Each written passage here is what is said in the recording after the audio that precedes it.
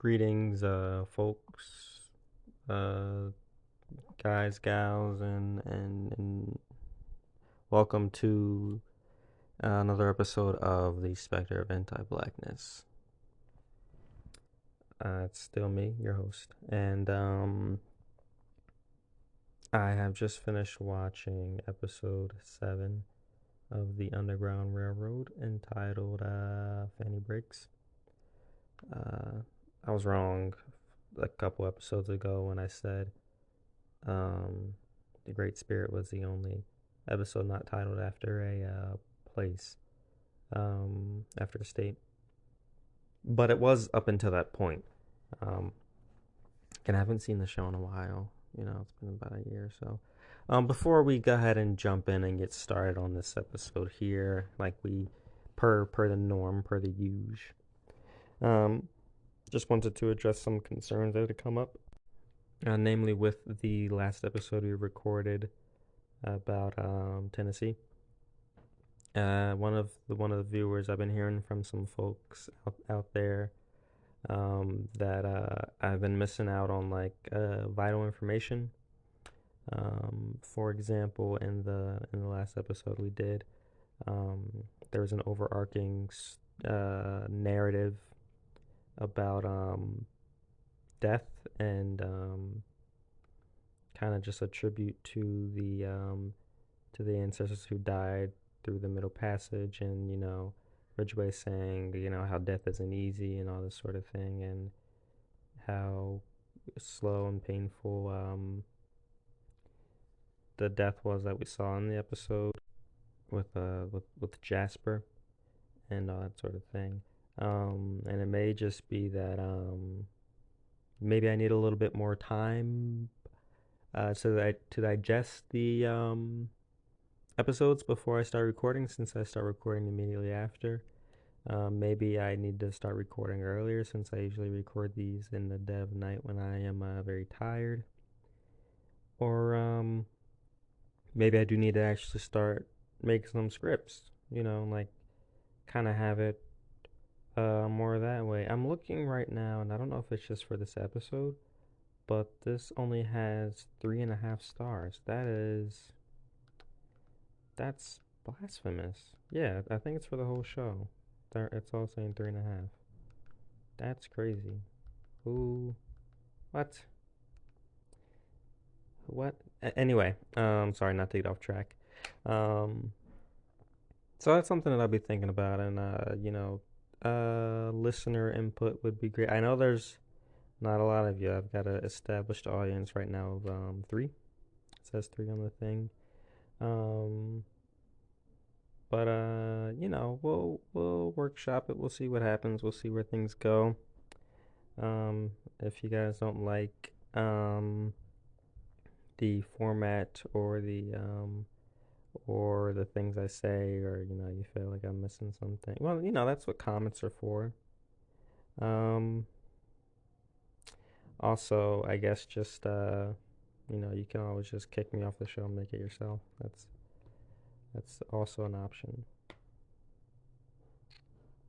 Anyway, this is. I was kidding, by the way. Don't kick me off my show. I like this podcast.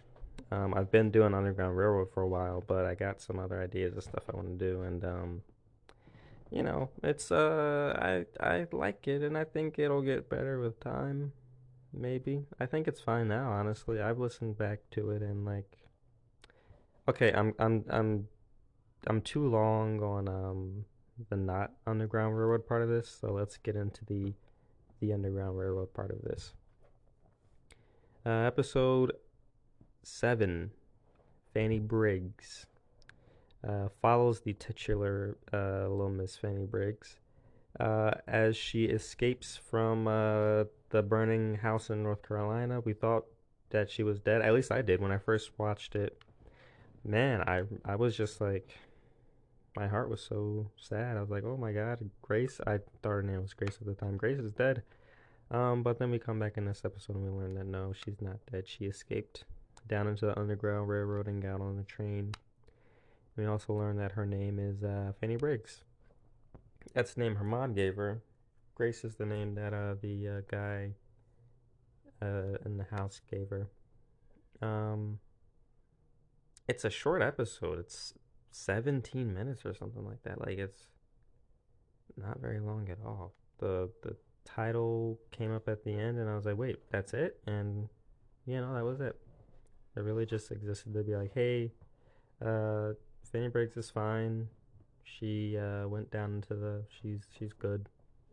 There was also a part about a book that kind of went over my head. There was like this book that she found when she went down into the abandoned tunnel, and she kind of just left it there before she crawled through the rubble to get to the other side. And she's like, I left the book with all our stories, and the railroad lady's like, the stories are with us. They're in our hearts. We are our stories. We tell them, that sort of thing. I don't know what the book thing was about, but I guess I get the idea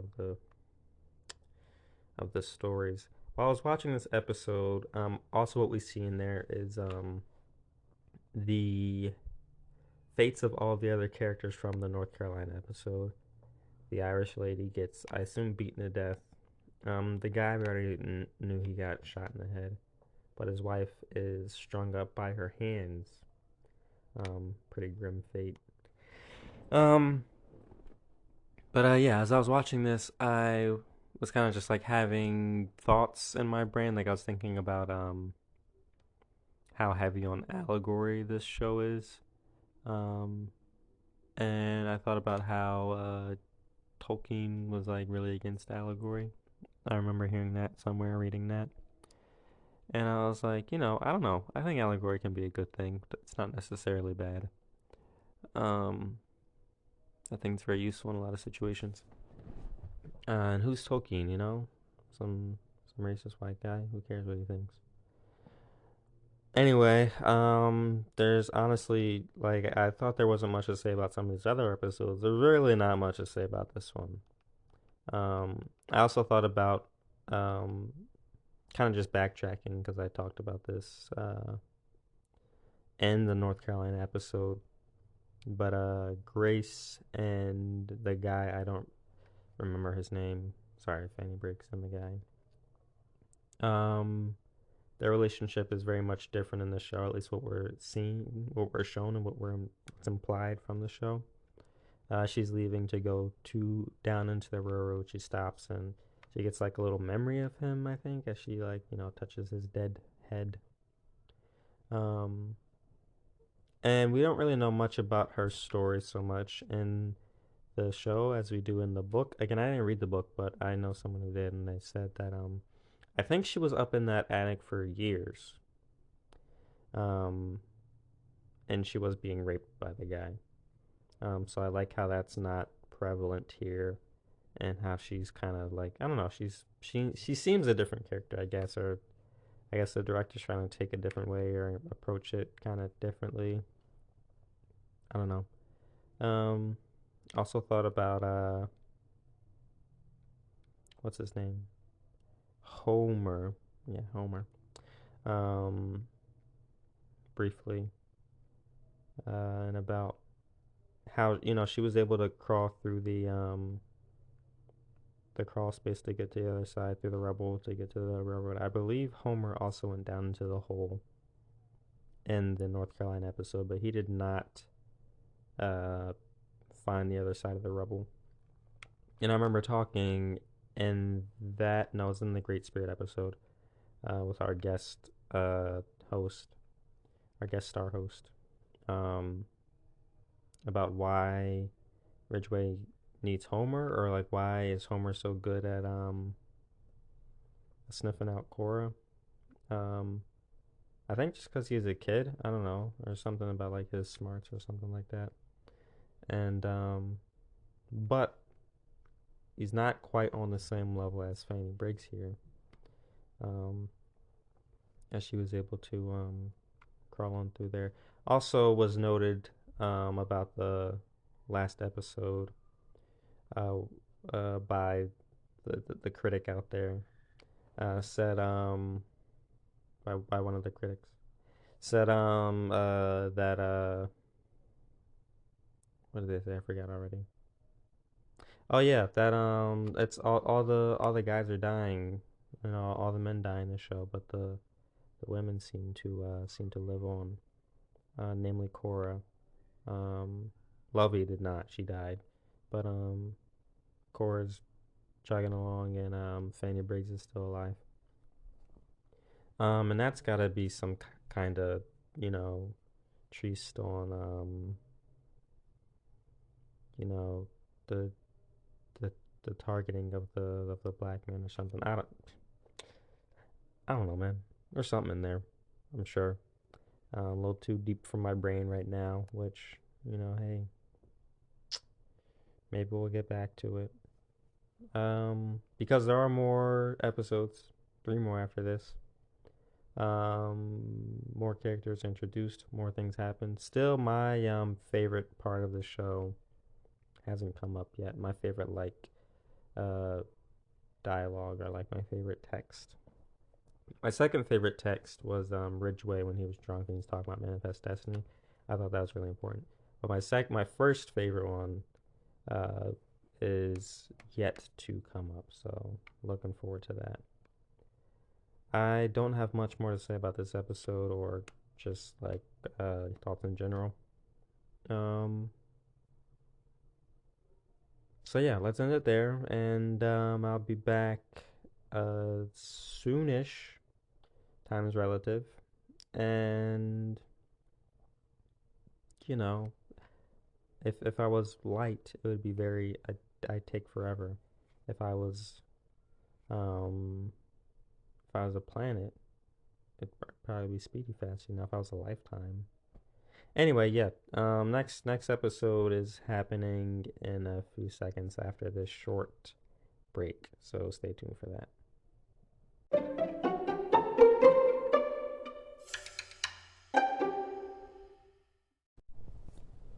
Mm. All right, so welcome back. Welcome to 5 seconds in the future. I've just finished watching the Underground Railroad, Chapter 8, Indiana Autumn. There are 2 Indiana episodes, and unlike Tennessee, we will not be reviewing them together because the first one's in episode 8, which is the end of this episode. This podcast episode. Yeah, it's an episode. And chapter 9 is gonna be the start of the next episode. So yeah, little thing that I'm doing differently here to try and reconcile the 2 different styles that I've talked about before in my Miles Morales video, or sorry, I always call these videos. When I was watching, I just put down I jotted quick notes of things that I thought were significant, so that I could kind of just retrace on that and pick up on important things I didn't want to forget, because I'm recording this later than I usually do. I started late, and also it's the full 80 minutes. It's like a Disney movie, almost. Which, by the way, this is off topic, but I watched Encanto the other day. I hadn't seen it for a while. I'd heard some of the songs because my nieces and nephews watch it, but just quick Encanto tangent. Good movie. Really, really well done. It felt so short to me because there was no antagonist, and it was really just here's the beginning. Here's this one issue that they're having. Boom, issue solved. Movie's over. And I was like, wait, is this really the end? And no, it was, and it was. I don't know. I liked it. It was nice. It was good. Not something I'm gonna unpack on this podcast, I don't think. Although argument can be made about, of course, Latin American people, a lot of them are of black descent just as much as I am, if not more, depending on who, but that's not really the point here. So, Chapter 9, Indiana Winter. No, sorry, I'm looking at the wrong thing. Chapter 8, Indian Autumn. That's what we're talking about today. Okay, so initially it starts with a little girl, and she's reading the Declaration of Independence, or reciting it or whatever. She's saying it out loud. And this is happening over the backdrop of this town, this little village, this farm called Valentine, which is for black people by black people. It's FUBU. And while she was reciting it, I thought about that joke that Dave Chappelle made one time about how black people wrote the Declaration of Independence. And I think that's entirely possible. I mean, if they did, it's not like the history books would tell us, right? Um, but I sometimes think, like, the black people, they're writing the Declaration of Independence. They're putting all this like strong verbiage in there about freedom and liberty. And they're kind of just like giving the white people the look, like, and they're like, oh yeah, this is really good. Like this is good stuff. Where you guys come up with this? It's really nice. Not even like, completely oblivious to the fact that they're being hypocritical. I don't like to cut out my mistakes in here. I just want to put that out there. Anyway, so that happens. That's the thing that's going on. So the backdrop, this episode has two major parts. In the first part, the backdrop is this farm called Valentine, named after one of the founder guys, Valentine. And in the beginning, we're introduced to these two guys. Valentine, who's like this white passing guy, and then the other guy whose name I can't remember, and I can only remember Valentine's name because the name of the farm is Valentine. But we're kind of planting seeds right now for the next episode. None of this stuff really pays off just yet, but some of the things that were important. So you got the one guy, Valentine, who's kind of like I saw him, he's like white abiding, like, he's trying to play the system. He's an entrepreneur. He's got his own ideas for what he wants the farm to happen, to go to, or whatever. And then you have the other guy, who's like, he's like the black excellence kind of guy, is the vibe I got from him. And his kind of flaw in that I can see, or one of the flaws, is the exclusivity. He pulls Royal to the side, who, brought Cora to this place, and he's like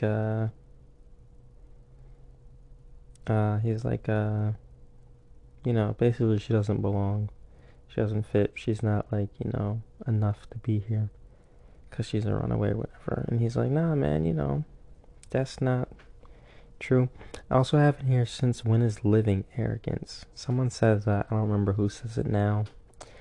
But it felt like a powerful line.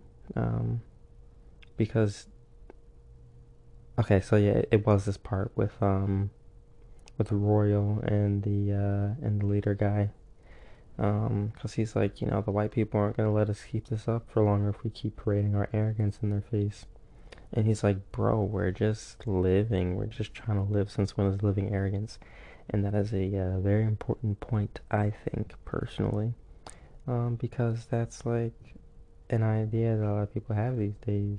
And like, you gotta be tiptoeing around. We gotta like be walking on eggshells.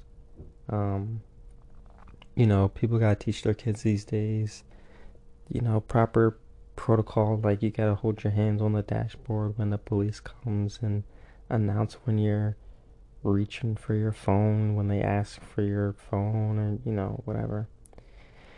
But yeah, so that's the thing. Moving on, there is a part where they're having like this big dinner outside, and I was reminded, like, watching it. Okay, so, like, it's just, all black people, right? And they're wearing clothes that are appropriate for the time, but you can tell that they have their own little, like, twists and spins and nuances and styles that they're incorporating. Um, and this is where you can kind of see, like, the thing that we do, we're making it our own. We're, like, making this culture out of it. Um, and I couldn't help but think of Juneteenth. And I was like, this is what should be celebrated. Okay, so when I first came to Arizona, the year was 2019. Yes. And there was a Juneteenth festival. And I was like, oh my gosh, like that's amazing. I want to go check that out. I was very disappointed when I went because it was basically just like a bunch of vendors selling like, dashikis and like other like African type things. Um, which is fine. Like, I think it's important to like recognize where we come from and try to like also honor that going back kind of thing. But also it's really important like there's 400 years of culture that we built up while here in America. You got these everyone's in these nice flashy outfits. The boys were killing it on the violin. Um, and that kind of stuff just was not appreciated. The way that they talked, this whole language that they had, again, like the styles, all that, like none of it was um, highlighted at all. It didn't feel like a Juneteenth festival. Um, anyway, that's what I thought about here. New life, new culture, how we've kind of evolved past Africa in this way and coming into our own. Because, the guys are still wearing ties, which is like a very Western thing. We're not like, the women are, since we're in a different society, in some societies in like Africa, especially back in the day, having uncovered breasts is a very normal thing.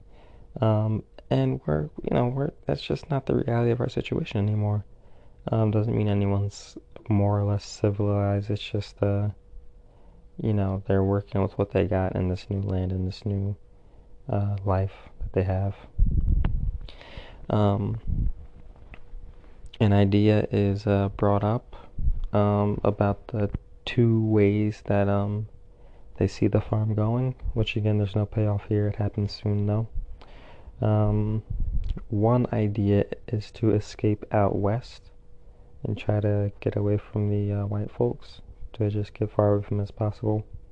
That's what the black excellence guy wants.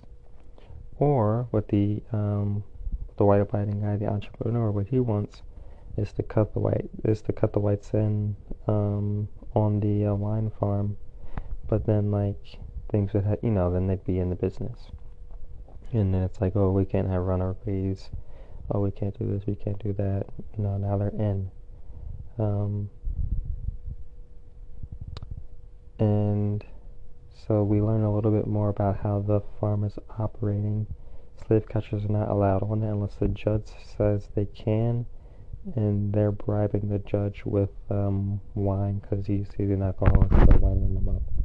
And in that we see like this exploration of exploiting the system, which is the way that a lot of people operate in today's society, which I'm not saying I have anything against, just something to point out there. And then the final part that I want to address in that little scenario is Cora's talking to Royal, who's like, kind of like her, he's explaining everything to her and that sort of thing. And she asks him, is there truly anywhere to escape to? Because they go down to like the railroad, there's an old abandoned railroad down there. And they don't really know if the track started there or ended there, And she's like, is there truly anywhere to escape to or only places to run from? Which I think is, for one, obviously extremely compelling, and that's a good question to ask. People are like, oh, we should go back to Africa, but there's, is that really an answer? Short answer, no. Longer answer, there's a lot of logistical and environmental, and just so many reasons why that's just not really possible financially. Um, so many reasons. There's, we got elders who are like 80 years old who don't plan on leaving. Why should we leave when we built the country and that sort of thing? I won't get too far into it.